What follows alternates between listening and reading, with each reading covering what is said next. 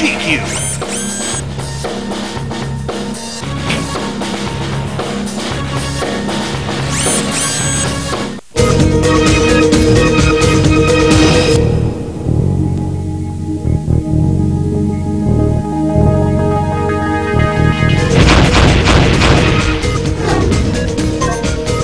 Did you know that there are 3 kinds of otaku? Pag mahilig ka sa game otaku ang tawag sa'yo. Kung gadget naman, gadget otaku. At kung anime, anime otaku. What about you? What kind of otaku are you?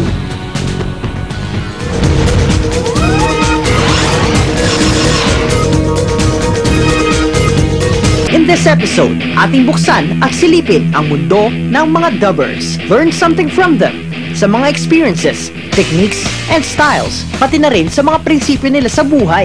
Alamin natin ang sikreto sa tagumpay ng ating mga piling-piling seiyuu dito sa G-Man. Ay, ako nga pala si Benji Perongo. 8 taon na akong dubber. Isa sa pinakakilala na dinub ko is Meteor Garden as Dumser. Lovers in Paris, si Martin naman yon. Si Stained Glass, si Jerry. Pero actually, nagsimula ako sa anime din eh. Ang title naman noon yung Tico and Friends. Doon ako nagsimula talaga. Hindi ko inisip yung sarili ko na mapunta sa ganitong klaseng trabaho. Estudyante ko noon, nag-graduate ko lang ng high school. Nagkaroon ako ng lakas ng loob na mag-audition dito sa ABS-CBN, DZMM, Radio Drama Artist. Eventually, doon na nabuksan yung dubbing sa akin. Telenovela na. Uso pa yung telenovela noon. Yun yung start ko. At pumasok din yung maraming cartoons noon eh. So, doon ako nag-audition din kay Tito Dan, Danny Mandia. Nagustuhan naman niya ako, nagustuhan niya yung boses ko. Then, tuloy-tuloy na yun hanggang ngayon. Minsan, kailangan mo munang bumilang ng mga 1-2 episodes muna bago mag-sink in sa'yo yung character niya. Bago mo mga 3rd, 4th episode, may isip mo na, ay, eto pala yung character niya. Ganito pala siya kakulit, or ganito pala siya magbato ng linya. Hanggang sa magtuloy-tuloy na, dumidikit ng gusto yung boses mo sa kanya. Hindi rin papahuli ang ating bidang-bidang dubbing director ng Inuyasha. Walang iba kundi si Mr. Alex Agkawili. Ako po si Alex Agkawili. Ako po ay dubber, dubbing supervisor, at scriptwriter or translator.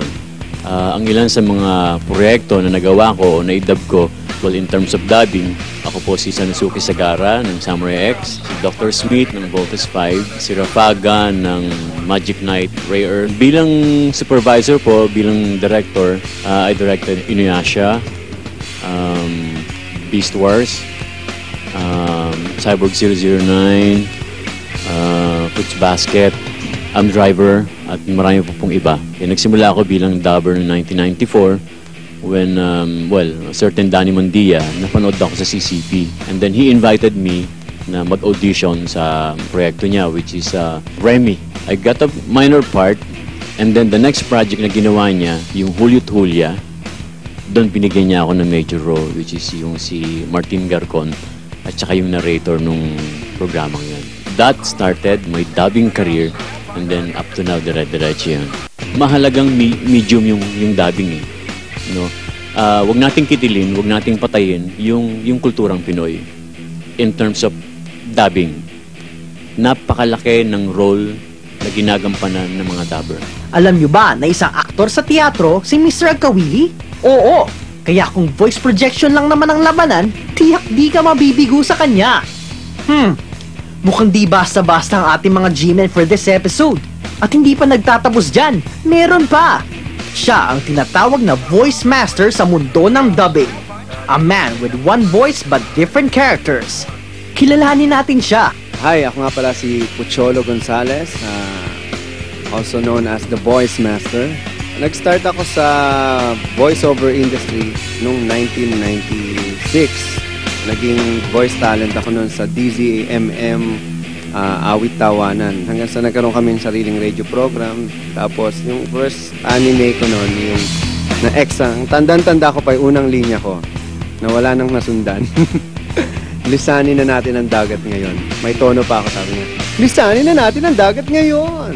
Pero ang nagbigay talaga sa akin ng opportunity to enter the dubbing industry, si Danny Mandia. Ang dinab namin noon yung Remy. Ako yung si Ricardo doon, isang bata. So hanggang sa nagtuloy-tuloy na. Di lang dubbing ang pinagkakaabalahan ng ating ikatlong Seiyu. In fact, he was and still is a youth advocate sa ating bansa. Malayo na rin ang narating ng ating bida pagdating sa karir at lugar. Itinayo ni Mr. Gonzales ang Creative Voices Productions, a company that teaches the young and old who aspire to be dubbers. O diba? Kahit ikaw, pwede ka nang maging isang dubber. Sa mga nangangarap dyan na maging katulad nila, ito ang mensahe nila para sa inyo. Para sa mga gusto na maging dubber din na katulad ko, i-search nyo yung sarili nyo. Pag nalaman nyo yung sarili nyo na, parang kaya ko to, parang malakas ang loob ko, at parang nararamdaman ko meron akong talento, mag-audition kayo. Lahat naman may karapatang mag-dub. Ultimo, from bata hanggang matanda, meron. Kaya nating mag-dub. Lakas ng loob at yung hiya, itabi muna natin yan. Huwag niyong isipin ang voice pagbuboses ay trabaho. Although trabaho talaga siya, pero secondary dapat ang mindset. Treat it as an art. O ayan na, narinig nyo na mula sa kanila. Kaya kung pangarap mong maging katulad nila, disiplina, galing at believe sa sarili lang ang kailangan mo para matupad ang mga pangarap mo. Ako nga pala si Apo Jukay. Kayo dyan mga bata, ha? Kayo dyan, lagi kayong manonood ng Hero TV. Dahil sa Hero TV, kayo ang bida. Big Brother, ako nga pala si Cabo ng Negima. Magandang araw sa inyo, ha? Lagi kayong manood ng Hero TV. Dahil sa Hero TV, kayo ang bida. O si Sanusuke Sagara, ito lang masasabi ko sa inyo. Manood kayo lagi ng Hero. Dahil sa Hero TV, kayo ang bida. We've given you what you really want to know from the Grand Ozine Fest 2007. Your favorite dubbers and their noble profession. The Furry Chuzzle, Thrilling Zuma, and a lot more of your favorite casual PC games. Join us next time on your weekly techie habit, Hero TV's G-Cube.